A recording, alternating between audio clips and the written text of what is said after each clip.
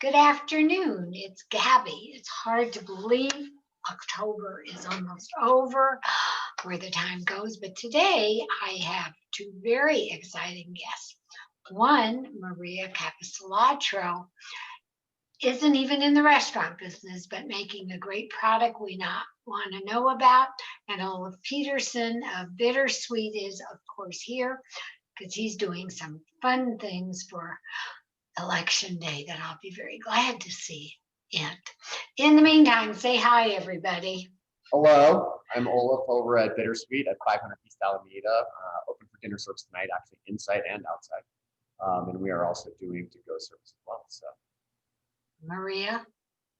Hi, I'm Maria Capisalatro, and I'm the co-founder of Unwrapped Energy Bites.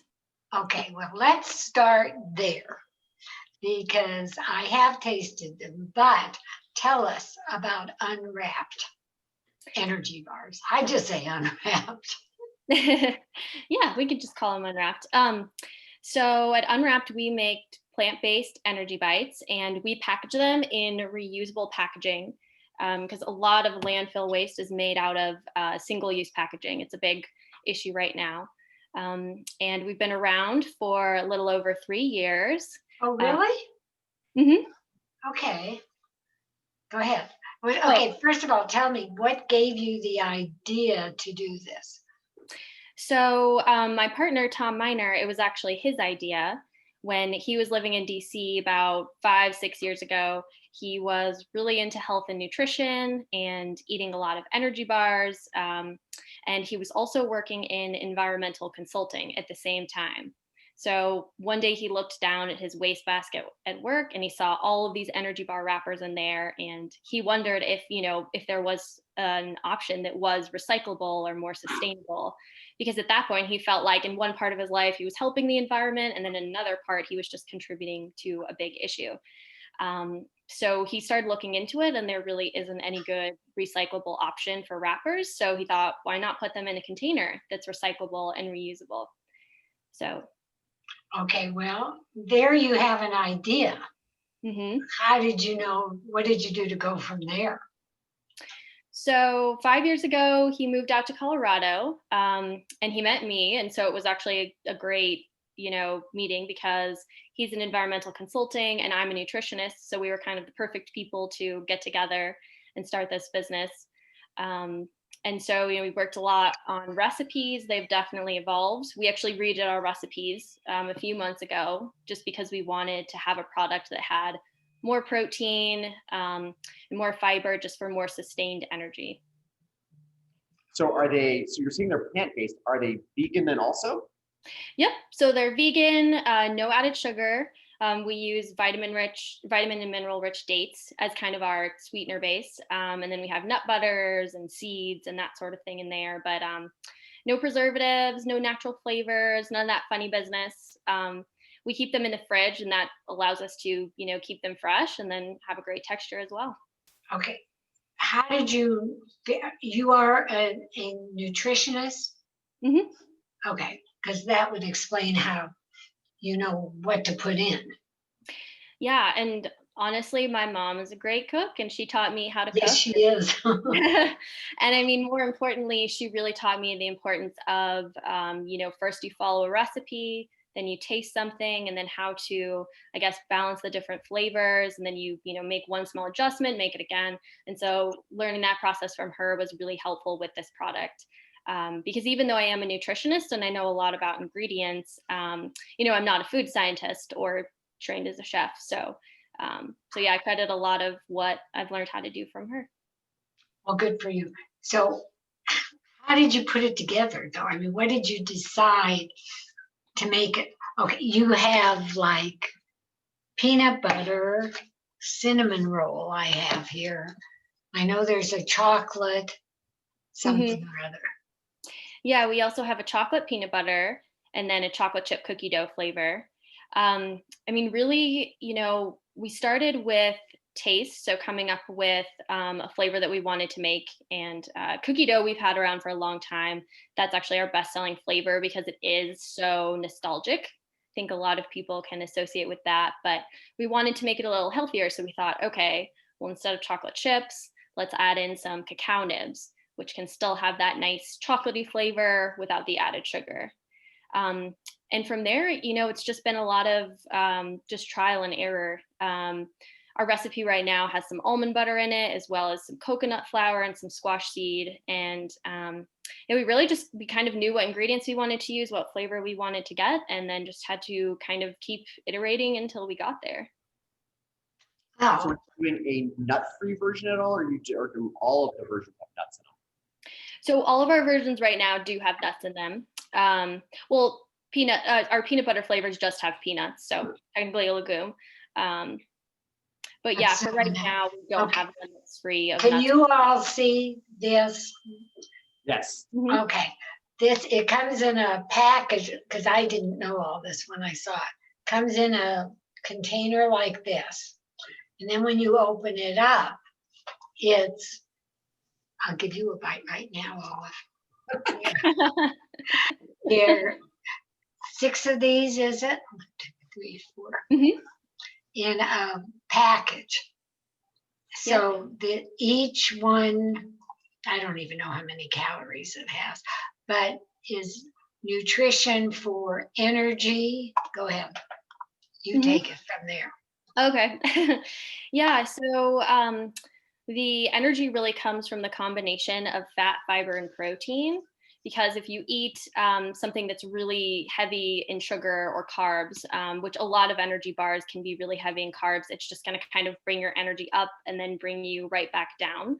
But the protein and the fat and the fiber allow for the carbs to be digested more slowly. So it's actually going to be kind of a slower release of sugar into the bloodstream. Okay, so this is not really a protein bar. No, so they're not as high protein as some of those. And that's Yeah, that's fine with me. I'm just saying. Yep. Yeah. So we don't really classify them as a protein bar per se. We just wanted to make a snack again that, had some staying power, that people could eat it and then they could go for a workout, or they could just, eat it during a work day and it was going to keep them full for a while, not kind of, bring them up, bring them down. Okay, I have a question. You store them in the refrigerator, hmm but is it okay to take them with you and put them in your purse when you're gone during the day? Yes. Yeah. So, we have people keep them in the fridge just for best taste. That's really going to, Oh, okay. yeah, preserve the flavor, preserve the texture. There's nothing in there that would go bad, so they can be out of the fridge for 2 weeks. Oh, okay. Because Yeah. when you said you put them in a refrigerator, and where does one find them? So we're in Targets nationwide, and you can also buy online at our website. And then we're in a handful of local zero waste delivery services like Colorado Compost and Infinity Goods, as well as some local markets like Lucky's and Alfalfa's. And then we're going to be in King Soopers locally starting in January. Well, good for you. Thanks. So for a Yeah. young company, I have no idea exactly or do you know the prices? So in Targets, they're $4.29 right now for these jars. And then we also have a larger size. It's a bigger jar with 5 servings, and hopefully we're going to have those back in stock in a few weeks. Good for you. So you make them, hmm you do the whole thing.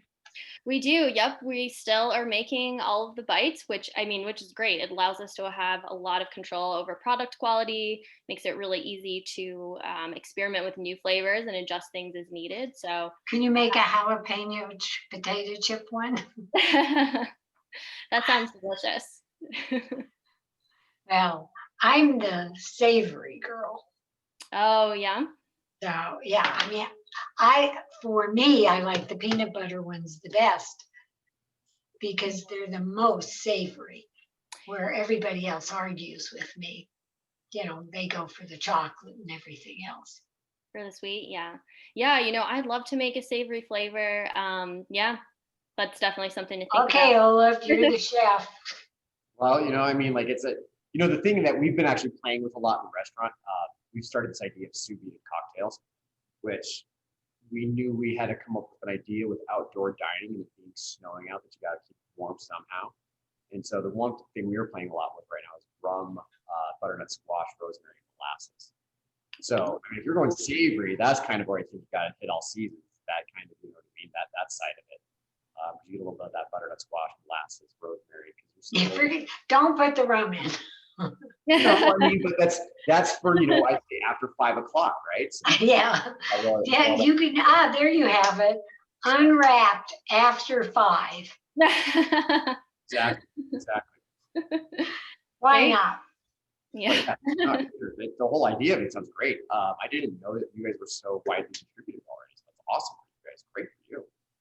Yeah, our Target launch just happened at the end of September. So we're very fortunate. We weren't sure what was going to happen just given the pandemic, but yeah, we feel very lucky and we're excited. Well, I did hear from someone, of course, who you know, who told me you had gotten originally, you'll love this, Olaf, an order for 41,000. Jeez. Mhm. I Yeah. mean, what do you do as young people starting out? How do you make 41,000? Well, right. I mean, do you obviously, so you have to be using a large commercial facility of some kind. hmm Yeah, so we do. We're at a facility where they have a mixer that holds up to 600 pounds at a time. And who lifts it? I'm sorry. Who lifts it? Who We picks up the mixer? yeah. Picks up the mixer. So 600 pounds? yeah, so it actually gets tipped over and then everything comes out of it at the end, but you have to, climb up the ladder to then dump in, your ingredients at the top. So it is quite But how much? So you're making a 600-pound batch at a time, correct? I'm sorry? You're making a 600-pound batch at a time, correct? Mm-hmm. So in that 600-pound batch, how many bars do you get out of 600 pounds? That's a great question. How many bites? How many of the little bars that go in here? Gosh, that would have to be, let me see. I'll have to do some math in my head. This is like a quiz for a prize. Right, exactly. Probably about 19,000. And 19,000, somewhere around there. So okay, how long does it take you to make? Forget. You would be up all night. Right. Yeah, I mean, the first run, it was very much long days and long hours. Thankfully, we had some people who were that we found to come and help us, but it was definitely a lot. It was a lot of drive. And it's probably even harder because you have to have somebody who's COVID free and tested and everything there too. Yeah, they definitely, which was a great thing, increased the rules around the food business on our side. So, I mean, we were lucky, that we've, had known people who have been healthy. And so. Sure, you want to be in the food business? Go ahead. Oh, go on. Well, I guess the question I have for you is that this had to it started somewhere. Like, did it start in a small apartment kitchen? Did it start in a garage? Like, how did you actually make your first batch? Like, how did that actually start out? Yeah, so the very first iteration of this idea we actually brought to farmers markets. And so back then, it was just a cottage food, under cottage food industry laws of just making it in the basement of a shared house and selling it in How did you figure out with how did you figure out that I'm going to make this? I mean, Tom originally had the idea. He started experimenting in DC before he moved to Colorado. And then once he came here, he started working on more recipes. I remember he asked to borrow my food processor one day early on when we were dating. And that was before I knew what he was doing. And then he'd start bringing me back all these little treats. He's like, oh, this one's going to be cookie dough and this one's going to be mint. And so that was when I first started, tasting those early batches and started getting really, really jealous. I was like, oh gosh, I hope he invites me to be in his business because or just date him so you can do it.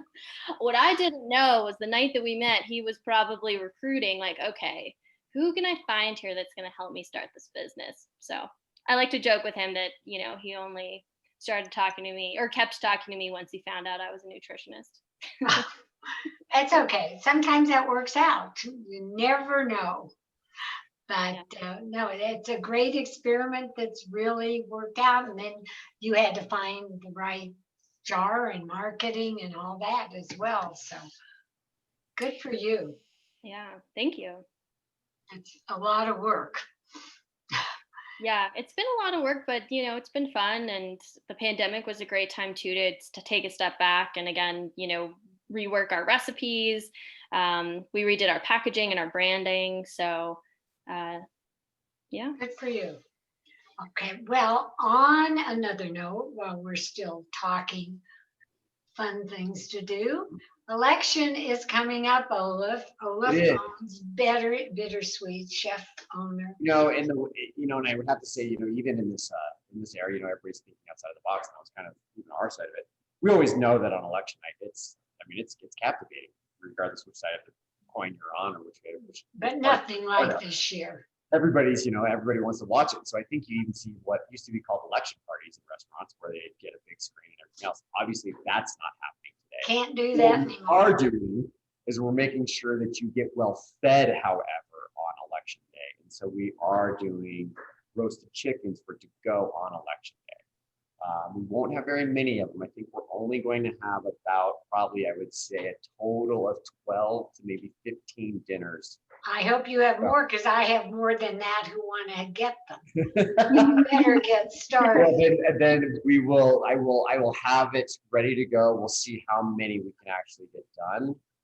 If we sell a bunch of them, we'll have to kind of think some ideas. But they're going to be. I mean, it's very fun. I know for sure as of right now, we're going to keep it as we're doing herb roasted chickens, buttermilk By biscuits. the way, Maria, is that the roasted chicken that I love that you're going to do? The first one we did was a dry rubbed, like kind of more along the lines of kind of like a dry rubbed, almost more of a kind of a spice rubbed chicken. Because that was the best chicken I've ever had. These ones are going to be just more kind of classic, I think. This is just going to be a little bit more. Okay, but you can order for one.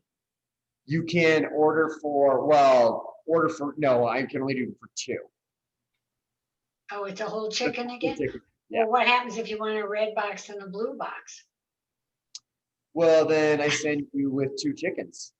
And you know what I mean? So basically, I mean, if it comes down to the color of the boxes. So we haven't even thought of, we were thinking more along the lines of celebrating that as far as wine goes. And we'll have wine that's a little more representative of maybe blue or red. Okay, because I was going to suggest you. Let's be honest, we're all going to need some wine on that night. I think that's probably the more important part of it. We're going to eat energy bars with wine starting at 5 a.m., Dip 'em staying through the night. Yeah, you could dip them, fine. But because I thought you should take a tally and see how many reds and how many blues you get. Oh, I don't know that that's the best idea at all. Oh, I like that. I don't think we need to know who's a part of what and that. I think we've already stretched those boundaries enough. You're right. So I think in today's world, I think it's better. This is more of a celebration. We're getting to the end of a date, and hopefully it is the end of the election, so it doesn't drag on forever and ever. And I hope it's Overall, we know everyone's going to be home, and we want to make sure you're well fed. So we're going to do traditional mashed potatoes with this. I know Jason's working on country gravy. He had mentioned a little bit something, I think bacon and Brussels sprouts and just like really just kind of good home cooking kind of style stuff. It's just something to make you feel good at home. And so whether you actually might be the best thing, turn on a movie and, or maybe watch Charlie Brown. My friends are going to go crawl in bed and and hide from the world. Have some dinner with your either adopted family that you're with right now or your regular family. So, you know what I mean? Sit with those members in your house and have dinner. So that's what we're So you're taking orders now? Yes. You can call us. Definitely call us right now. I will have it up on our reservation site, which is through Talk. So TOCK. But if you go to bittersweetdenver.com through reservations, I'll link you right to it too. So, but you can also call us 303-942-0320. Call us or placing orders, and then we will definitely be able to facilitate it. And it's dinner for two. It's dinner for two, $30 per person, dinner for two. And I know right now that we're doing roasted chickens, country gravy, buttermilk biscuits, mashed potatoes, bacon, Brussels sprouts. So, and I don't know if, oh, and dessert will be in there. And I'm not quite sure what we're doing for dessert yet. Dessert, we might be doing apple cobbler. I'm not 100% sure. I got to talk to Brian yet. That will all be coming up on our website later on this afternoon. And tell me the wine story. Wine, I'm actually looking for a wine right now. I found one which is Lacrima, which is a grape called Lacrima de Moro. And Lacrima de Moro basically translates to tears. And so it's a good wine for that. And that's kind of represented. Maria and I are not sure Blue about side of things would be that one. The red side of things, I haven't quite picked something yet. I'm still looking at that. We might be looking at something maybe a little bit more Sangiovese-esque, something that's going to work really well with the chicken, though, but we'll definitely have more of a blue fruited wine and a red fruited wine. So. Okay, because I think almost even whatever color I am, I think you need red wine. It's stronger than white. I mean, I'm looking, it's some of this stuff isn't as easy to find as we once were able to find, but like Blau Frankish would be my ideal. So if there's some wine guys out there that are saying, oh, I've got a Blau Frankish for you, bring it to me. But Blau Frankish would be perfect for that because that's the wine known as the Blue Frank or the Blue Princess. So it's a good wine for that too. Maria, he knows a lot more about wine than we do, so it's okay. I was going to say, I've never heard of that, the Blue Princess. Oh, it's actually a story that goes back to so basically Germany and Austria fought over two different one grape varietal. In Germany, it's known as Lumberger. The other side of Austria, it's known as Blau Frankish. Germany's story is just like, oh no, it's always been hard. But Austria has a very actually kind of romantic story about a Austrian princess who is known as the Blue Princess, who married a German king but obviously the Frankish king. So hence the grape that one was named Blau Frankish and sent to Germany as a wedding present. But who knows what's actually story later. So I guess we can't be princesses. But Okay. it would be a good night though to come out and get some roasted chicken and definitely get a bottle of wine to take. Please save me an order. Of course we will. It's all right. Mine's already placed, please. Exactly. So, and then we'll have pickup times and stuff like that set up for everybody, so it's not too much, too many people running into each other at the same time. So, but we may even be able to have pickup times a little bit earlier on that day, probably maybe around 4 o'clock. Yeah. Oh, okay. I, for one, have to say, anybody who's not been to Bittersweet, it is amazing, fabulous. As in Unwrapped being unique and different, Bittersweet is not the same old any place. It's unique, different, wonderful. And Tuesday through Saturday. Tuesday through Saturday. Right now, we are doing dinner service starting at 5, and we are closing when we are told to close. This week again. Let's see what next week.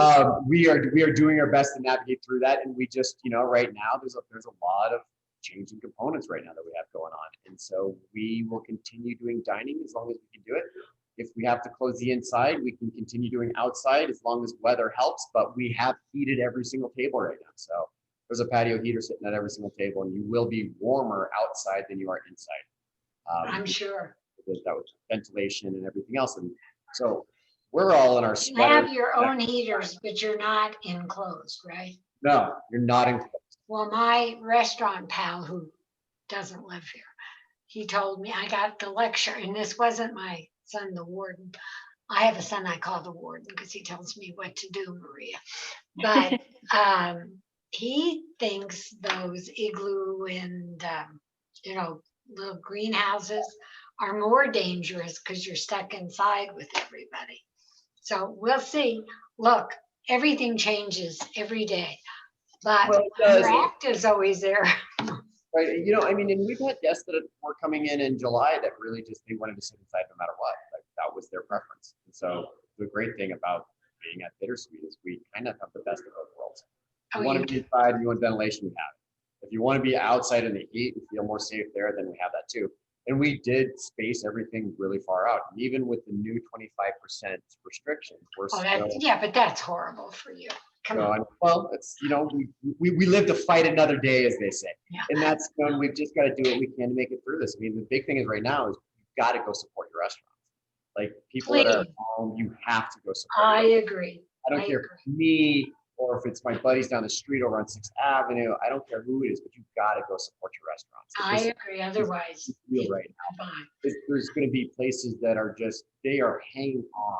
And if there's another complete closure, I've heard a couple have already closed this week. So it's getting really hard for us out there. And some of it is just the information so tough. Like it's so tough of, man, if you're at 25%, can I even get a reservation? I mean, we have people that call all the time and are like, are you guys even open? And it's like, yes, we are open for business. Pretty much if there's a restaurant right now that you've gone to, they are open and they need your help and support.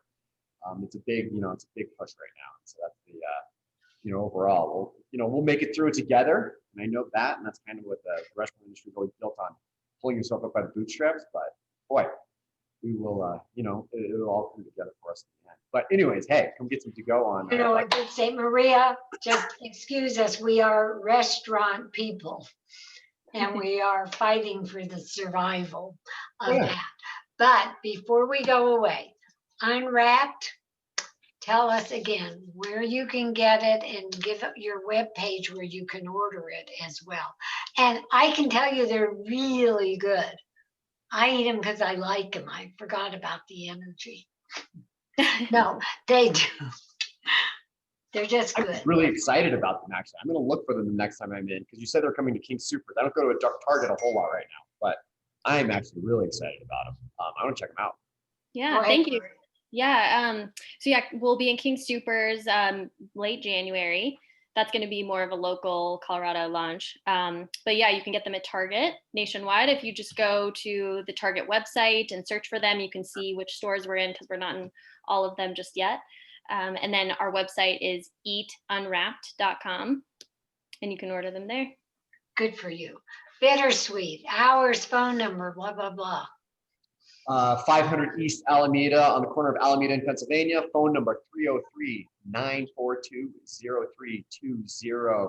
Website, bittersweetdenver.com. Reservations are also on top, and that's pretty much where all your favorite restaurants went to. They all left open table. I'm getting that in there also. You sound like a paid advertisement. God bless you both. I love you dearly. I'm there for election night and any other night, and I shall keep my refrigerator stocked. Only my other son came and took some, but that's okay because he told me he liked them. Yeah, I can't wait to get them. I'm so excited to go. Like, I'm going to definitely go to your website here in just a little bit. If I find some, I'll bring some when I pick up my things. How's that? Sounds great. It may be open already, but I'll bring you. Yeah, and I'd love to check out Bittersweet too. When Gabby mentioned that you were on, I was like, oh, it's been on my list to go there. So, well, we'll look forward to seeing you soon. Yeah, it'll be great. To all of you, thank you so much. Happy Halloween. Vote. I don't care who you vote for. Vote. I do care, but I don't care. Just vote. And please support your restaurants and buy Unwrapped. Have a great week. Love you. Be well. Talk soon. Much Thanks, love. Gabby.